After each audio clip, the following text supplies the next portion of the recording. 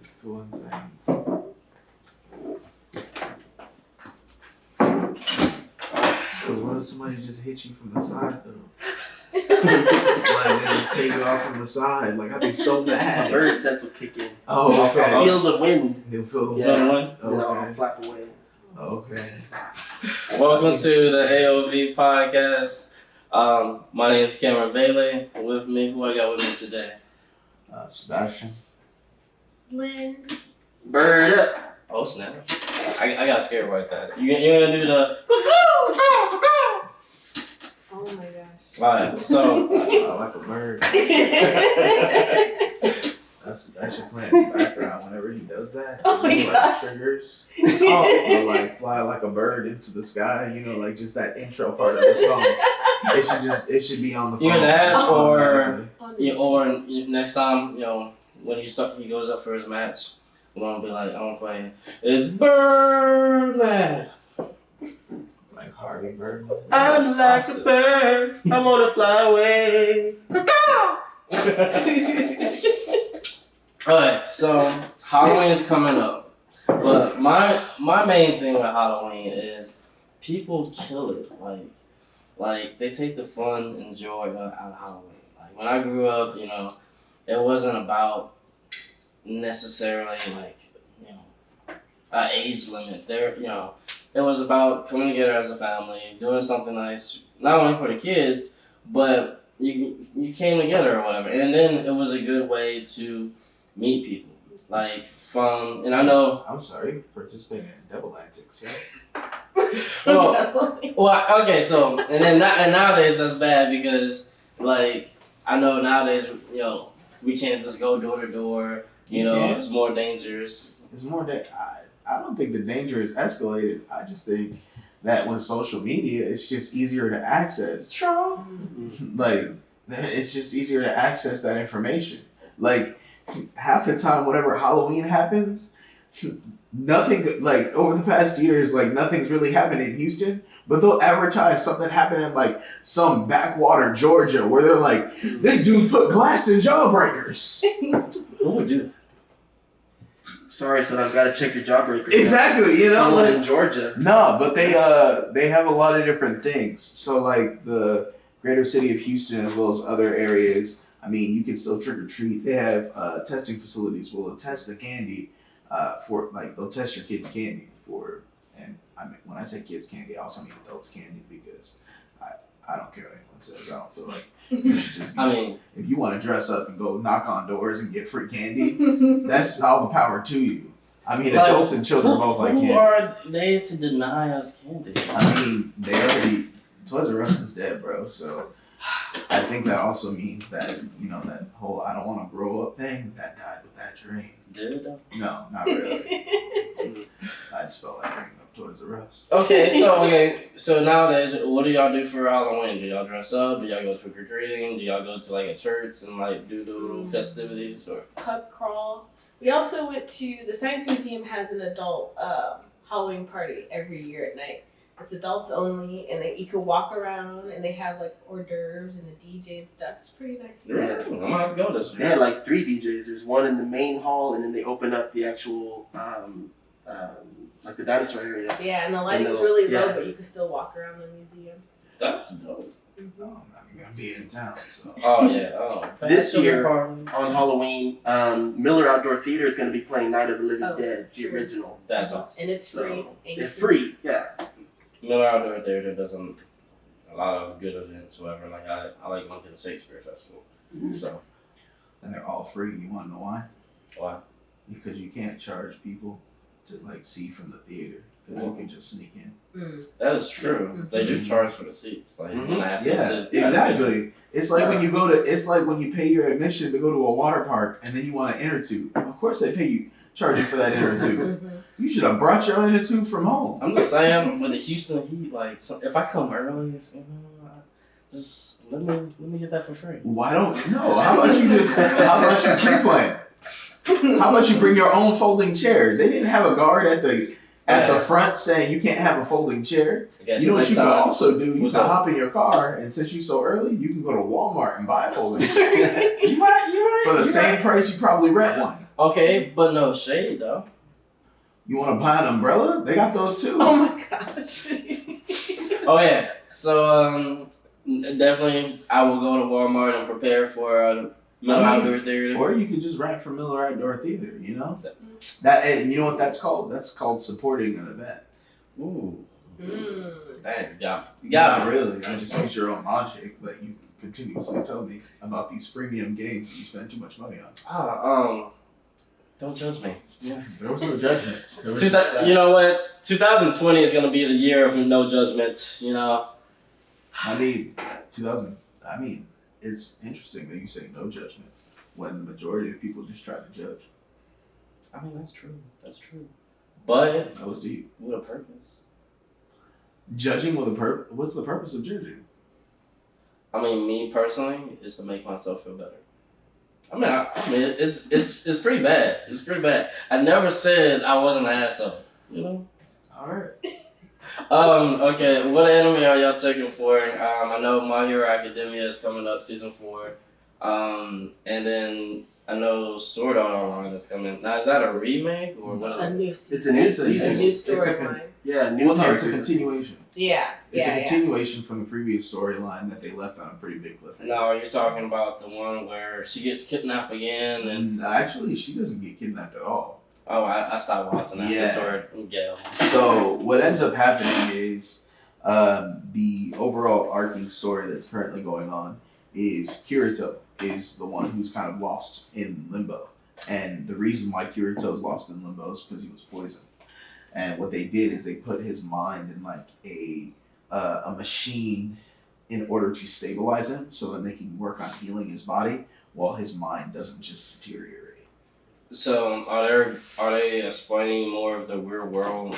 I guess like what's going on beyond the game. I mean, what they're doing is they literally took the seed, which is from the very beginning of it, and they've expounded upon like tenfold. So not only was the seed used in implementing this world in which Kirito's in, but it basically created another form of life in digital code. So these digital code human beings are learning, they're growing, they're evolving. And what's happening is there's certain people in which they don't disclose who they are, but what they're trying to do is use these digital humans that aren't actually real human beings and get them to the point where they will kill people. And what they'll do is they'll upload them into robots. And in doing so, then you have AI soldiers. Okay. It's a really intense, in-depth like theme, and every little thing matters. So you have just sold me. I'm about to go back and watch all of Sword Art Online. So, don't get me wrong, it still has its point where you're just like, all right, man, you need to speed this up. So for me personally and the viewers, does Gun Gale lean into that story? Because that's where I fell off. So, But this sounds extremely interesting. like Gun Gale is just like, I didn't like it. I felt like I never- it had a purpose, but it was so small. No, the whole thing with Gun Gale is, and I would say the purpose that it played in Sword Art is, it's just another development of the seed, Okay. where it shows that there's multi-platform games that are going on. It shows that NPCs are existing in all different types of areas, and in Right. Gun Gale, that's where you first get your taste of NPCs that seem like they have their own like will. Right. And their own ideals and their own ideologies. So I'd say it's that part that Okay. plays into it, but there's literally a community, and when you really just gotta watch it. It's too hard to explain without giving things away. Right. So I would really just recommend to watch it. Yeah. At least the first I'll go couple back and watch episodes. it now. It's pretty good. And what they do is they use like Knights of Old, like the way that they had stories where there were people in caves and there's people in cities, and how they you don't want to go and adventure out because there's other communities that will try to destroy you, type thing. And they really play on that in the beginning in order to just develop it into just this overarching world. So, okay, so now you got me excited for my Sword Art Online. But do you think My Hero is gonna be able to live up to the hype? I mean, like, we had one good season, second good season, third good season. I mean, My Hero Academia is probably one of the biggest names that probably one of the least hyped up animes. And the reason I say that is because although people talk about anime all the time, you still don't hear people's first words be like, "Oh, My Hero Academia." It's one of those things when it's on, everybody just goes and watches it and they're like, "Oh man, this is really good." But it's more like, it gives me more of that nostalgia feeling. Like that Saturday morning cartoon when you first wake up, you try to watch all the cartoons you can, except the only one that's playing right now is My Hero Academia instead of, well, I like that. Like, it's like, don't get me wrong. Is it as fast paced as other animes? No, it's not. But it's just enough. Like there's constant story development, there's constant character development, and there's right when you think okay things are slow, it's picks up and it's intense in the battles. I've never been really disappointed in the battles of My Hero, mainly because of the intensity of it. The main thing I think that saves My Hero Academia is when you see Deku just get his butt kicked and you're just like, man, this dude is a punk. That's the next episode is when they have like that intro and they take that extra minute to be like and they restate the same sentence and they're just like, and this is how I became the greatest hero in the world. And you're like, oh, okay, it has to get better. I'm going to continue to watch. Yeah. Unlike World Trigger and things like that, where you had a very similar setup kind of in World Trigger, where you had a main character that continuously got destroyed. And every time he took like steps forward, then he would just get destroyed all over again. But he never said that he was the greatest or would ever become the greatest. I would say he had limited character growth too. He didn't seem like he was learning. He didn't seem like he was growing. I mean, what are you talking about? When he was in that simulation, man, he did that simulation for over 500 times and people were paying attention to him and he was getting better each time. That was the biggest growth that character ever achieved. Too bad that was like episode 50. No, I'm aware. And it had 80 episodes. Yeah. No, and then right after that, he forgot everything that he did. No, I agree. It had its downfalls, but that was really the point I was trying to make because Deku in every season has had his downfalls. He does like one cool thing, but then in that same moment, right after he does that one cool thing, he gets taken down by like 15 to 20 pegs. The only difference is he just doesn't lose his motivations as a character. Alright, so other than, we know those big two names, is there any other animes that is on people's list for, this new season of anime? I can't think of it. I have to look on my phone. Because I made like a mini list. Oh, snap. There's one that's not new, but they're coming out with the dub of To the Abandoned Sacred Beasts. Okay. Crunchyroll. Oh, yeah. So I think that would be a good opportunity for dub watchers to chime in on a really good show. I'm guilty as charged. 12 episodes long. Definitely going to be a season 2. But yeah, it's got a good premise. That one, I talked about that one like a few podcasts ago, only because that one had profound meaning. Like, as you watch it, it's way deeper than if you just, like, don't get me wrong, I understand it's completely mythical as far as the whole ideology with people becoming like Dracula and stuff like that. Right. But if you look at it for its just face value, it's literally talking about a war between North and South, two people of very similar areas, cultures, belief systems that are fighting each other. And it's just relating that peace is the best option, but then these people who come back from war and after peace is made, them not being able to settle down or handle it. True. Right. And I think that's a huge thing that people all the time from all over the world suffer from, especially with like PTSD and all these other type of emotional traumas that we're discovering more. It's kind of funny. Not funny. Man, said that.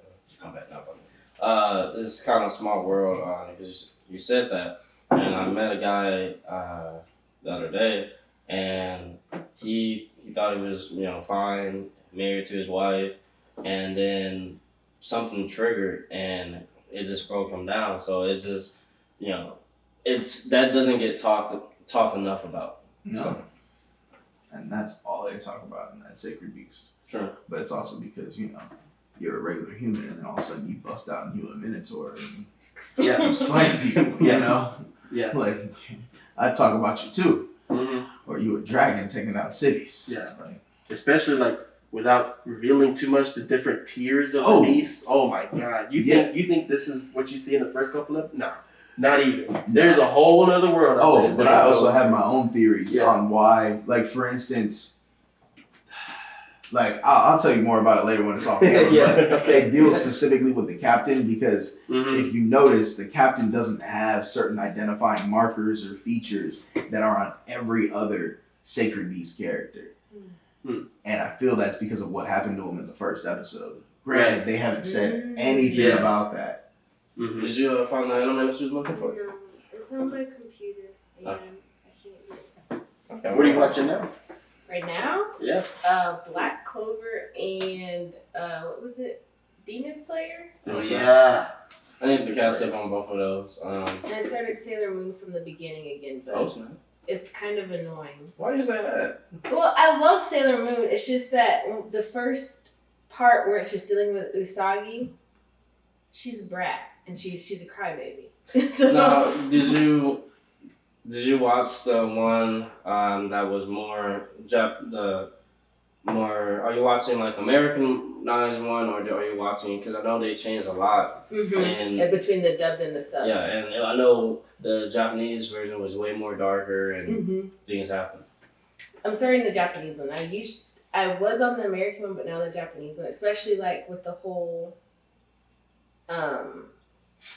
like how America tried to like censor certain things, like about how there's a relationship between the two women, and America's like, oh, we don't want a lesbian couple on anime, so they made them cousins, which basically kind of made them like kissing cousins. So that's what I'm gonna go to America's the fine sub. with that. I mean, they're fine with that. I was just like, why are these cousins so intimate when I was a child? And now that I'm older and I looked it up, I'm like, oh, that makes so much sense to just say that they were a lesbian couple. Like, And like you think anime of the back then, and then think of anime now, like things. It can get 10 times darker. yeah. One of the most underrated anime, in my opinion, is Berserk, and just how the intensity and the darkness of that anime is just, I would say it was like even surprising. Not just because it was dark, but the storytelling in it. But so I know everybody's excited for New York Comic Con, and they're talking about what's up. Do realize there's like other anime that you haven't even mentioned, like Food Wars that's coming out. Oh What, yeah, Food Wars is coming yeah. back? Yeah. Food Wars. Yeah. Thank God. Food Wars is coming back. I think- Seven Deadly Yeah, Sins. 7 Deadly just dropped. On Netflix, or are they gonna be Netflix. okay? So this is gonna be a pretty dope season of anime. And then they're attacking a whole bunch of random stuff in anime. That's just kind of weird, but also interesting. I'm still trying to give Dr. Stone a chance. I'll be honest. Yeah. I mean that first and second episode was kind of slow, kind of super slow, but I want to give it a chance. It's a slow burner, man. If you're looking for like fight scenes and amazing animation in every episode, you're not going to get it. But if you want a good story about growing friendship, that's eventually going to evolve into the birth of new civilization and the mystery enemy who's revived by the main character, it's getting there. It's taking its time. Like I thought the first episode was perfect. Like don't get me wrong, it was slow, but it was mystery and it was enough kind of build up to kind of keep me interested. The second episode where you saw that they started building his kind of discovering things, going through and testing different things.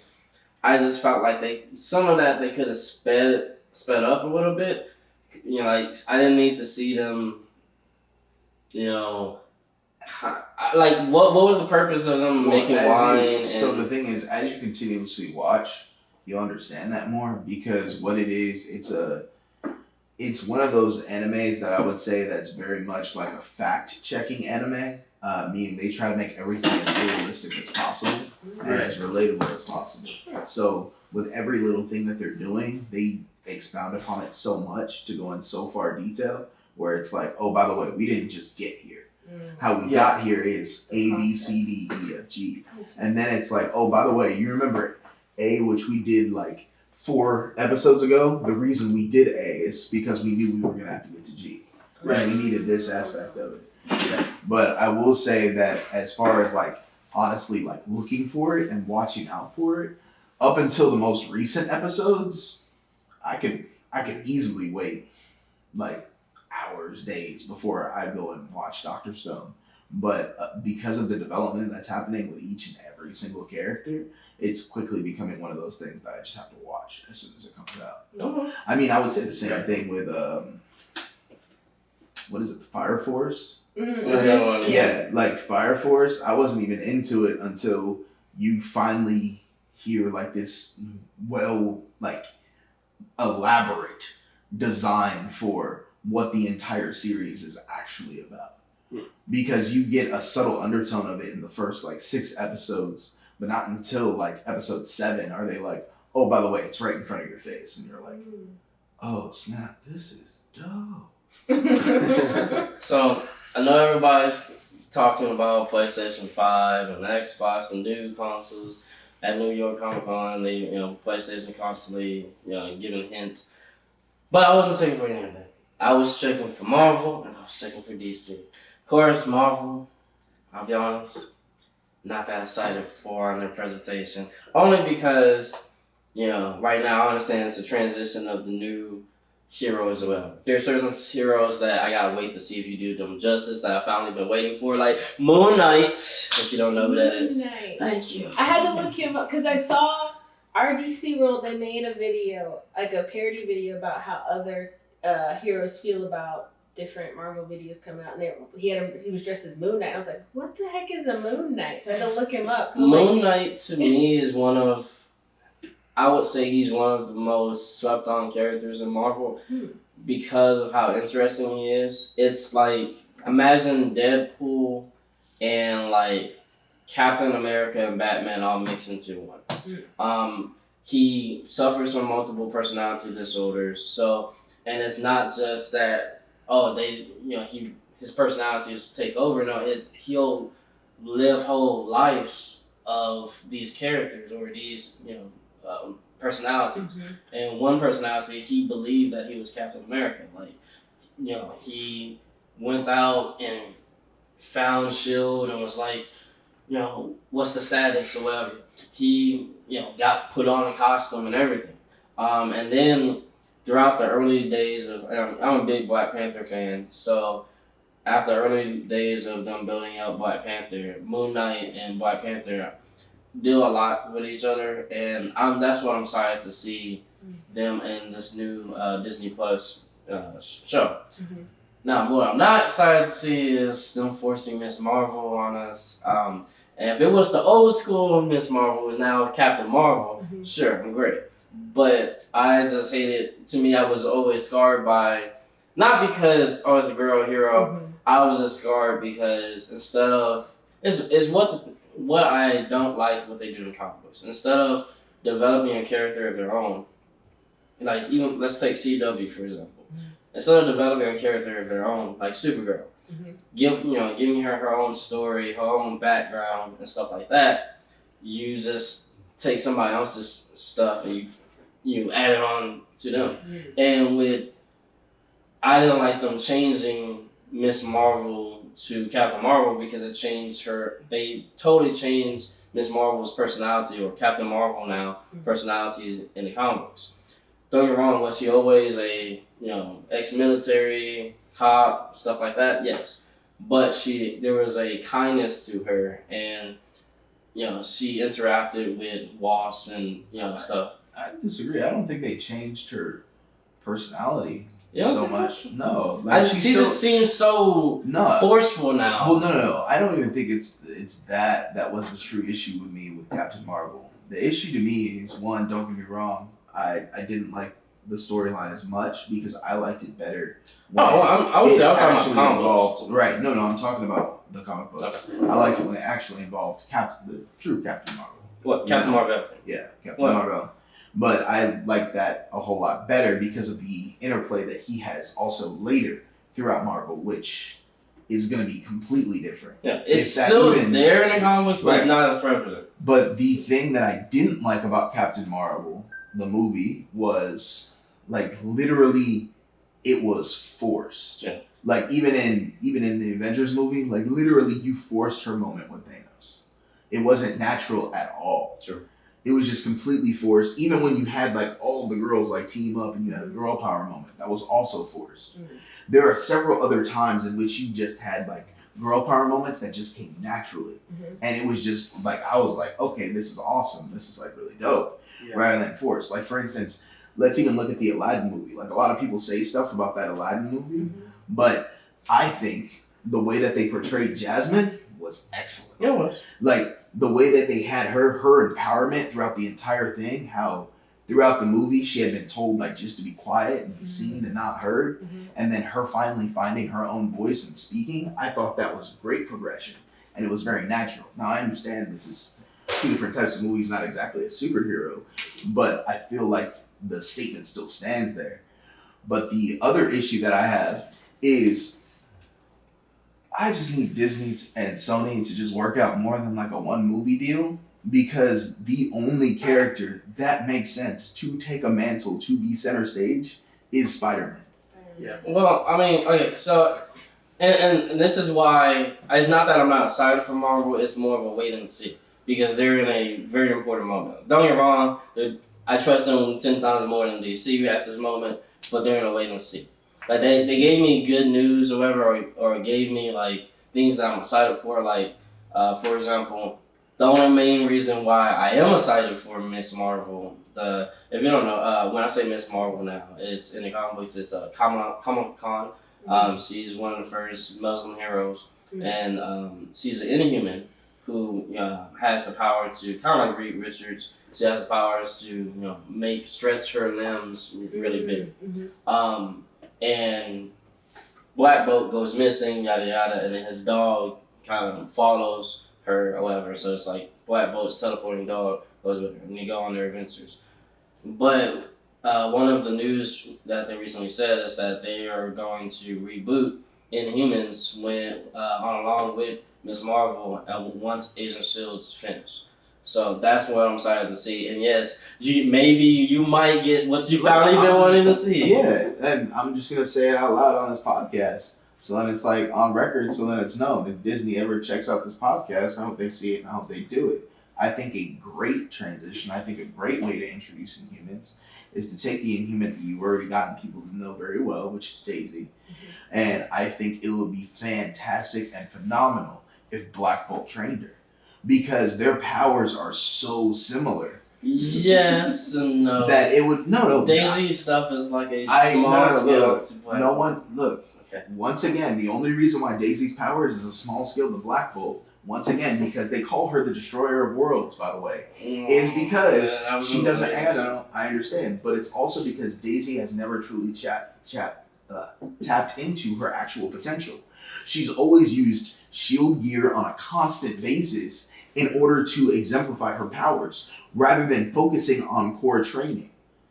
And that's always been her downfall. Like, as a character, she's truly flawed, because she's nothing but someone who has like great work ethic, but then all of a sudden, whenever it comes to certain areas, she's cutting corners.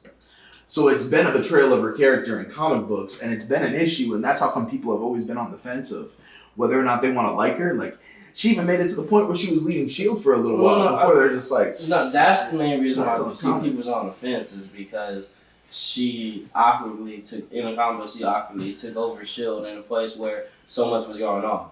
We know Nick Fury was on a run, S.H.I.E.L.D. was broken. And I get that, but I truly think that if you extend it to, and if you have her just like literally train with Black Bolt, it's going to be a fantastic That's fine, transition. as long as they never say Daisy's stronger than Black Bolt. They would. Black Bolt is like cosmic level. That's all I'm saying. That's all I'm saying. Like, the whole thing is, we're in a progress where there's a changing of guard with heroes. Yeah. And the thing is, with Black Bolt and as like the kings and knights of the court, with the like Imperials and all that other kind of stuff, the main issue that they came into with the Inhumans is that they weren't truly transferring the guard. And that's how you got a character like Miss Marvel, which was... in the recent events or whatever, that's all they've been doing. No, I understand. No, they're doing that now. But I'm talking about the comic books in which you were talking about how Black Bolt's like epic cosmic level powers. You made someone so OP and he never truly like groomed anyone or trained anyone or developed anyone to take his mantle or to take his place, which every other hero has been doing that. I give you that. So that's what I'm saying. It's a perfect opportunity to fix the mistake that you had at that time. And the perfect person to do it with is Daisy, because you've been grooming her throughout all of Agents of S.H.I.E.L.D. And by doing that and relaunching it, you're still going to have all of those people who are watching Agents of S.H.I.E.L.D. like religiously immediately hop on Inhumans, because they're going to be like, oh, so this is who Black Bolt is. So this is his importance. So this is what this means. And that's another thing. I'm hoping that they see the importance of that even more with them introducing Fantastic Four. That because again, Fantastic Four was one of the first people that discovered the Inhumans and stuff like that.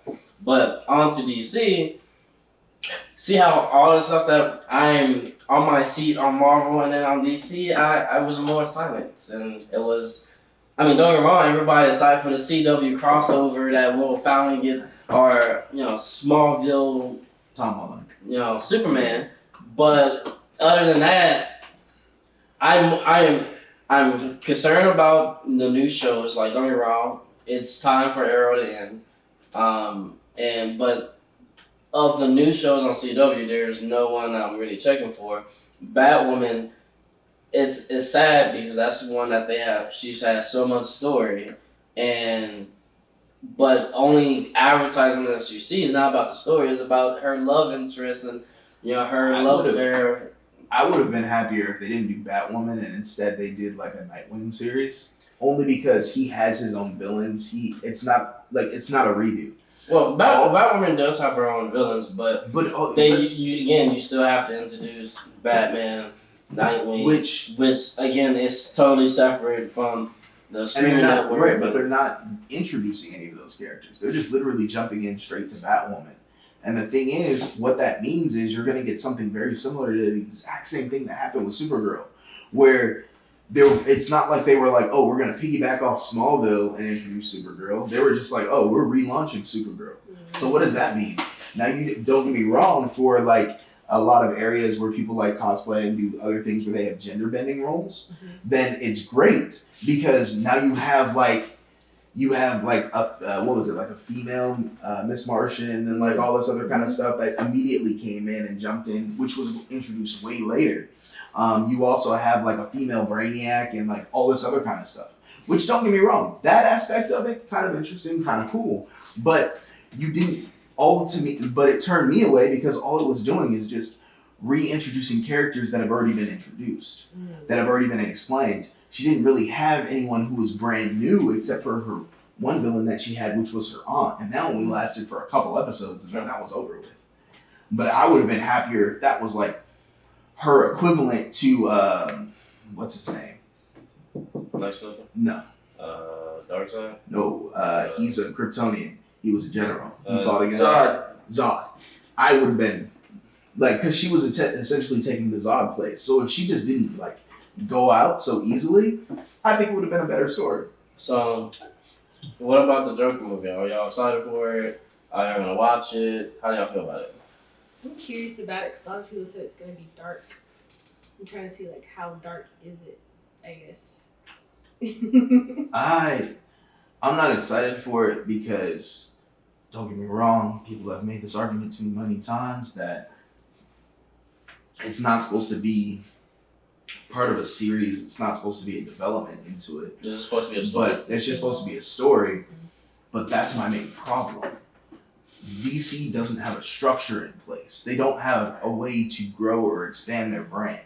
So if their next move is that they're just going to come out with individual movies and there's not going to be an overarching theme or something that links it all together, then so be it. But I think that's limiting their capability and limiting their potential. And my only, don't get me wrong, I will probably eventually watch it. My only problem with it is I get that it's a one-off, but I just don't like when it's a one-off and you change so much in order to tell your story.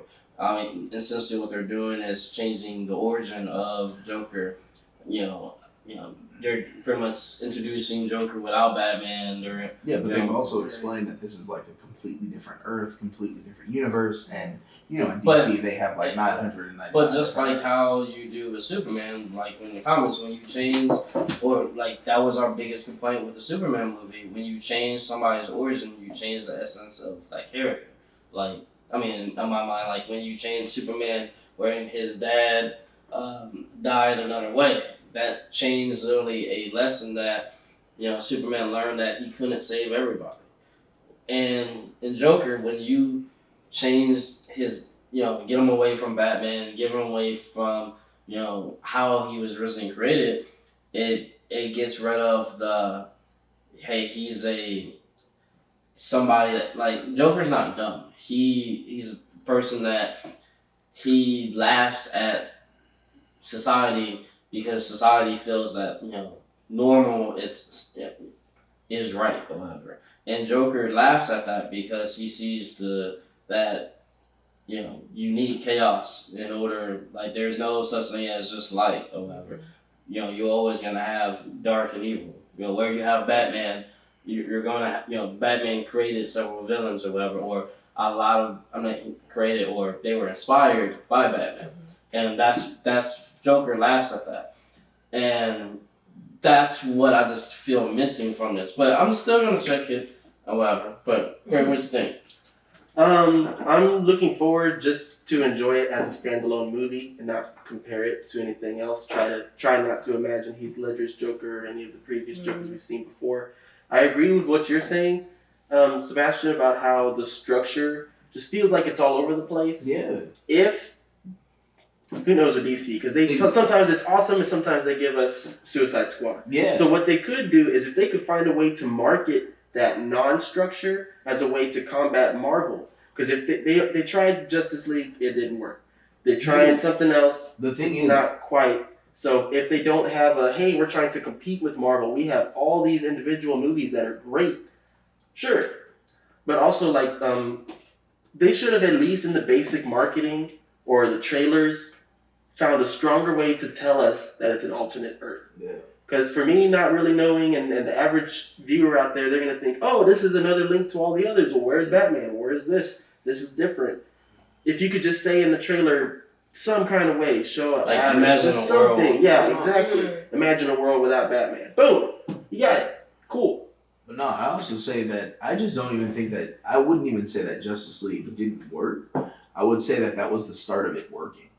The only thing that truly came apart in Justice League is they didn't renew anyone's contract. Right. So now you have no leading cast whatsoever. Ben Affleck has already backed out of being Batman. Yeah. What's his name? Henry backed out. Cavill. Henry Cavill backed He's out out of being Superman.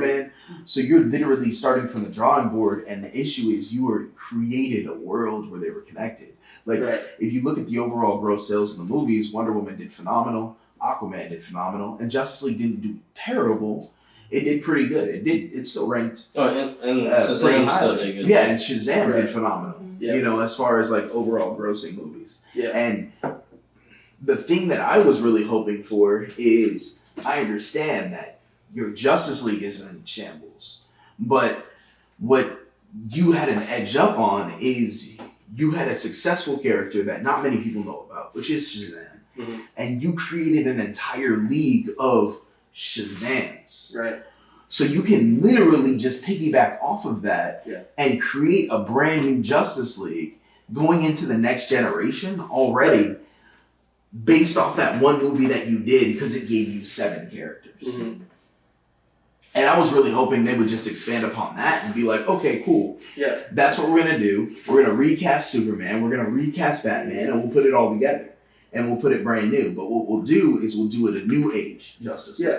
So like they're already established. They've already been there for a while. And you just have Shazam coming in. And Shazam joins the league. And so you have Right. more of a Justice League Unlimited thing than you have like the original Justice League. Mhm. And I thought that would have been an excellent transition for him.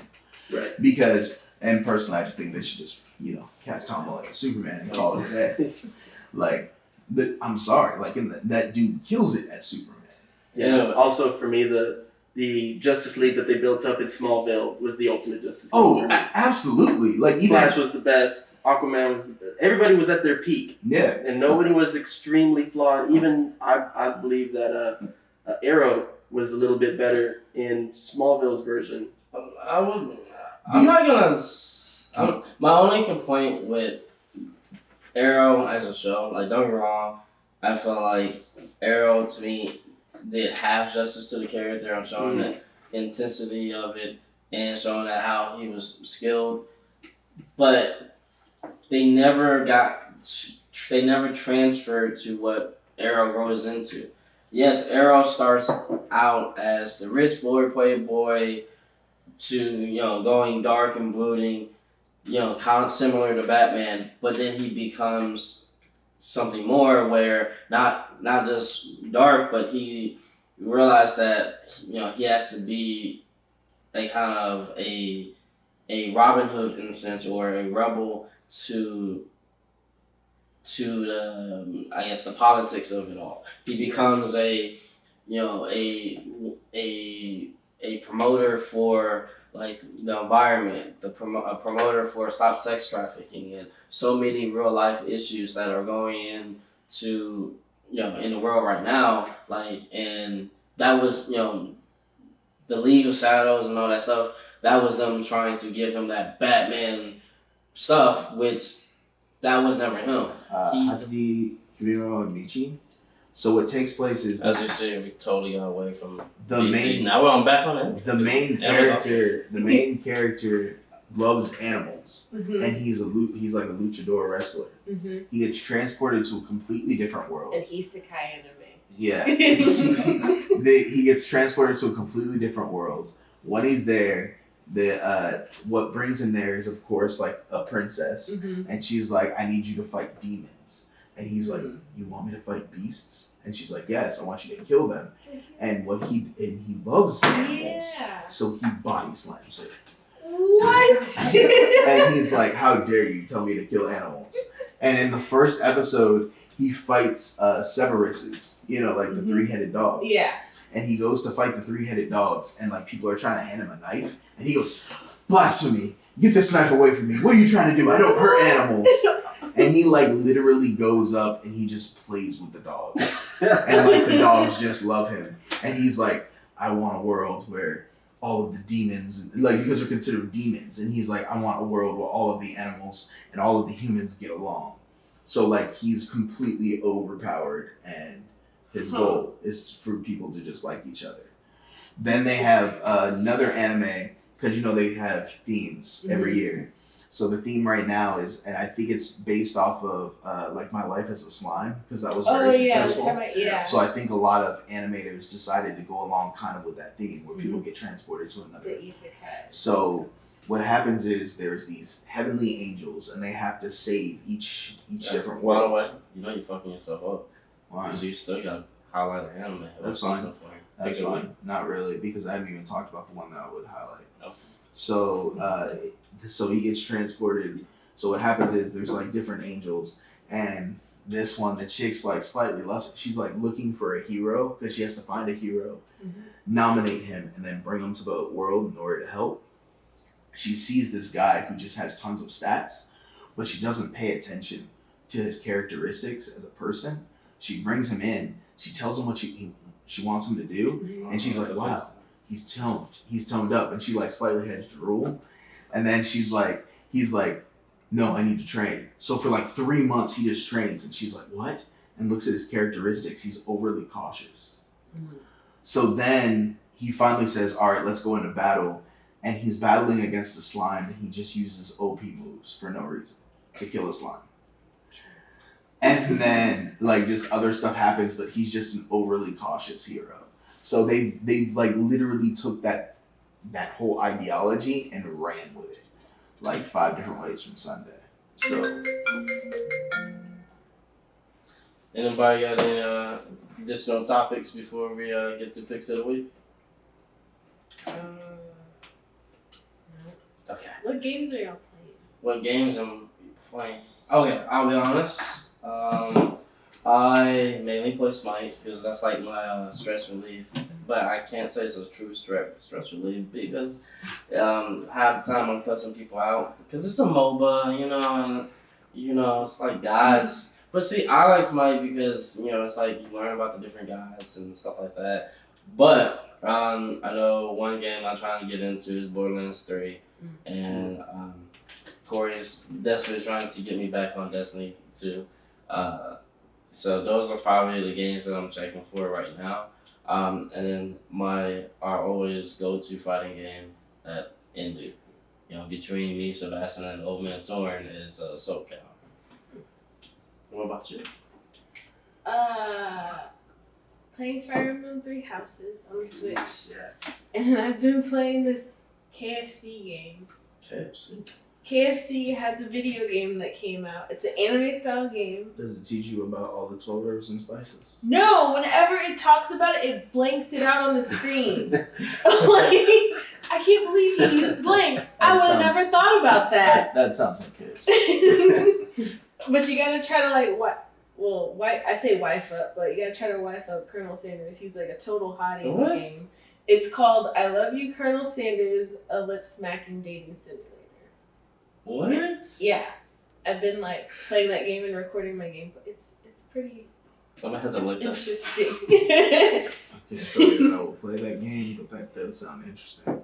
I mean, KFC came out with a game to wife up Colonel Sanders. What about you, Grant? I'm hardcore grinding Destiny 2 Shadowkeep right now. Trying to get my light level higher so I can try the new raid, which looks like a lot of fun.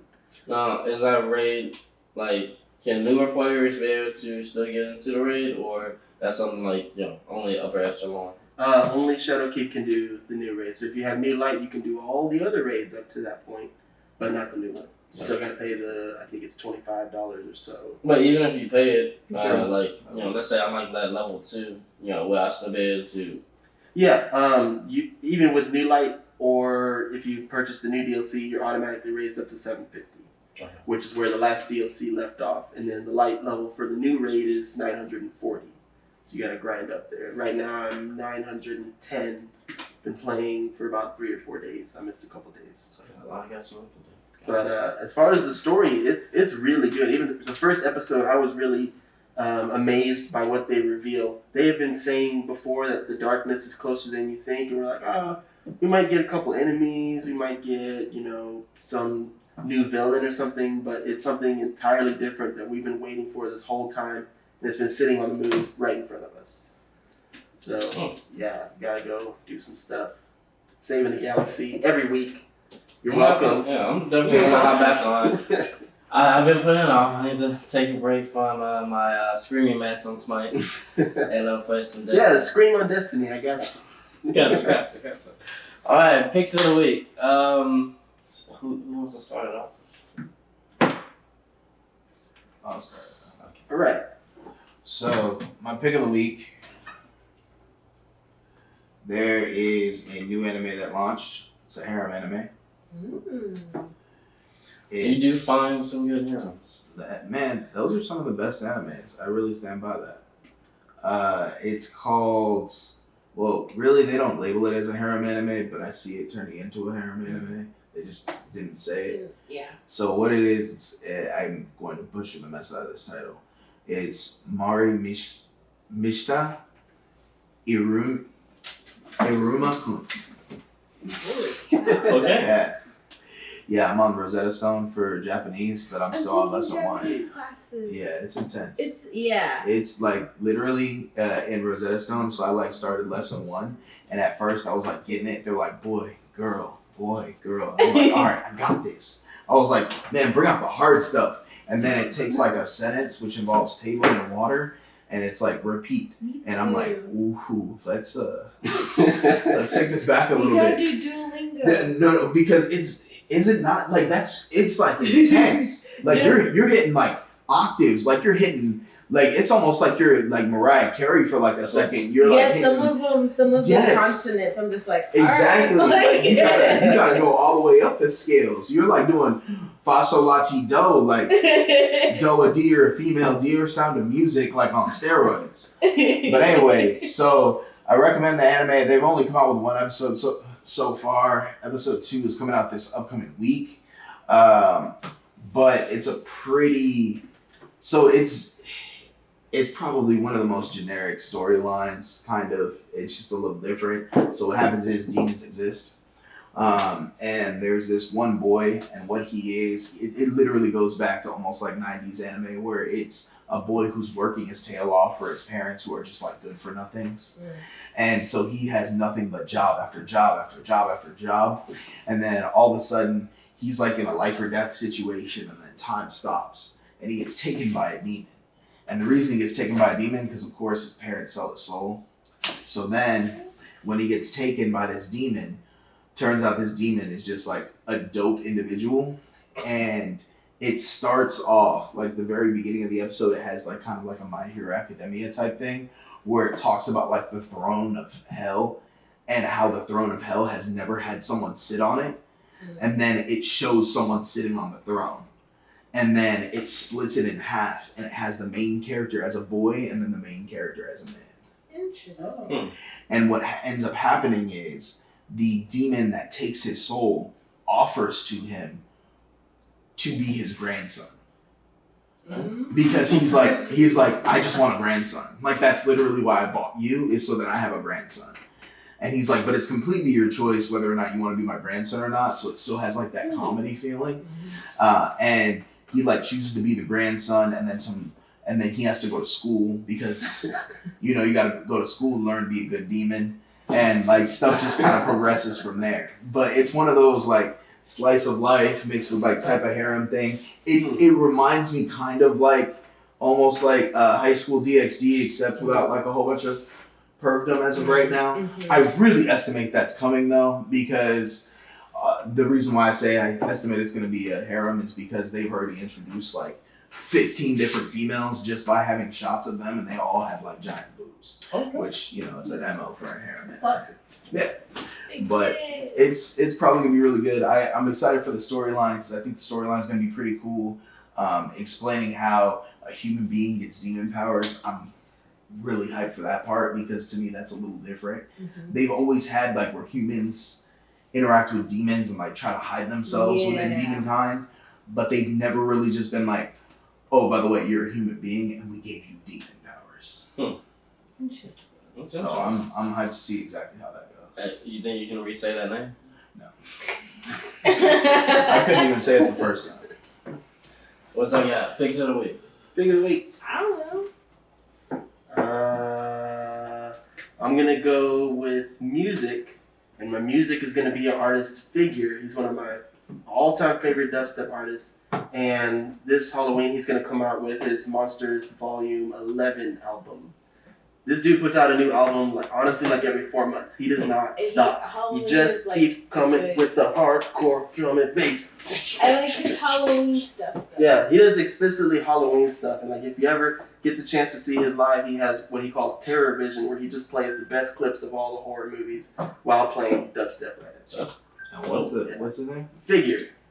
He's a cool guy. Figure. I still have his PlayStation here. Yeah, we met him. He plays video games. Is he from? Okay. Is he from here or where is he? I want to say Ohio, Ohio. but he comes to Houston like twice a year. Okay. How much normally is his tickets? 15, somewhere around there. I'm gonna check him out. He's good. Alright. I'll give you more time. So my pick of the week is I'm just gonna talk about it again. You probably get tired of hearing this, but Santa Maria on Netflix. That anime on Netflix is better than a lot of animes that are currently out there. Throughout the anime, they induce like several different concepts of like story development. And like when it first starts, it kind of gives you like this Ninja Turtles vibe or like Ninja Turtles vibe. Ninja Turtles vibe. But as the story progresses, like they introduce so many different concepts like magic and Like Ninja Turtles. and like it's very violent. It's very, very, very violent. Like Ninja Turtles. Violent. And And I'm not talking about like the early the 1990 Ninja Turtles. I'm talking about when they just like when everybody was like, man, Ninja Turtles was great, and then all of a sudden Fox was like, oh, it was great. Well, we're coming out with Ninja Turtles again in the 2000s. Not when they got like those weird drawings, but when they went to like all the different dimensions and worlds. That's what I'm talking about. And they had like all that dope kung fu.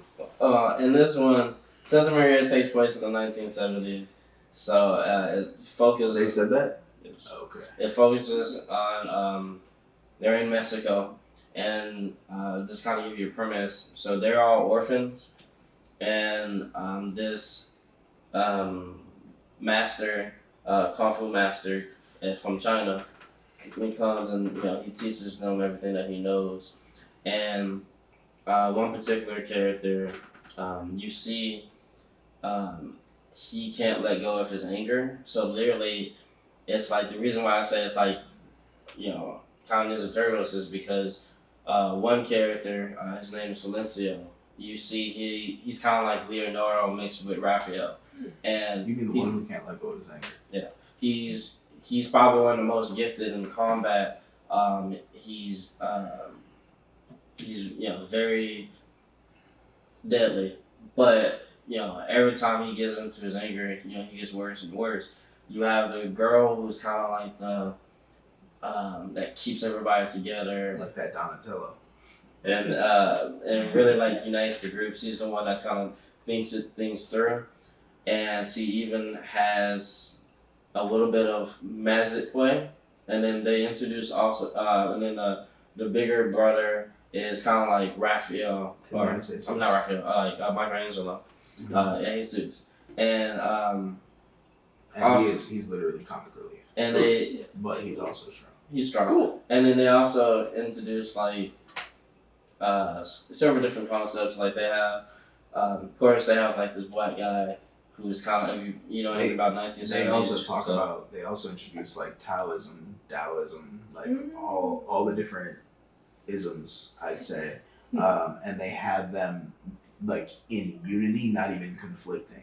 So it's more of like an educational journey, like while going through those. And like literally, I can't even tell you that what's the main focus, Because they're not even there yet. Yes, they have like several different, like literally there was like 3 things going on, and it keeps getting better and better. And it was only 8 episodes, but I couldn't stop. Like And it's one of those things that Netflix continues. yes, of course. But I knew it was gonna be good because they're working with Viz Anime on it, so. Oh, yeah. Pick of the week. Okay. Anything you want. I'm debating between an anime or a game. Should I do anime or a game? Both. Both? Both? I could do Half and plug half of one thing. Plug the other half of the other and combine them both together and make them into one. Swirl it. Okay, swirl it. Chocolate and vanilla. Okay. So there's this game that I'm really interested in called River City Girls that came out late September. Okay. It's basically, apparently there's like a River City franchise that's been happening for years, but the first one I've been into is the City Girls. It's on the Switch, and basically it's these 2 girls and their boyfriends get kidnapped by the mafia, so you gotta kick a bunch of butt and you gotta go rescue your boyfriends. And I was like, that's cool because it's a twist. It's not a damsel in distress. It's some 2 men in distress. You gotta go kick some butt and with the bat and your brass knuckles and figure out where the heck your boyfriends are. And then it's not a new anime, but it's I think Higurashi. It's a anime that reminded me of Promised Neverland because it seems everything's all honky dory. These kids are having a beautiful